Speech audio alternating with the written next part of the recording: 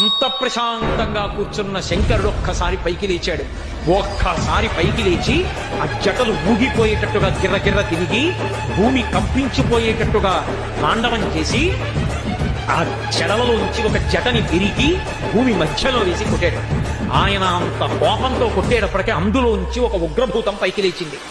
అభ్రంలిహాదభ్ర విభ్రమా ప్రభ్రమ కృణీల దీర్ఘ శరీరమర ప్రజ్వల జ్వలన దీప్త జ్వాలిక జ్వాల జజ్వల్యమాన కేశములు మెరయ జండ దిగ్వేదండ శుంఠావదొడ్డండ సహస్రద్యుతిహేతి సంగమప్ప వీక్షణత్రయలోక వీక్షణద్యుతిలోక వీక్షణతతి దుర్నిరీక్షమగుచు గ్రగచ కఠిన కరాల దంస్కలు విలుంగ ఘన కపాలాస్తు మలికలు తనరా అఖిలలోక భయంకరుండగుచు వీరభద్రుడు దయించమారట రుద్రుడుగుచు.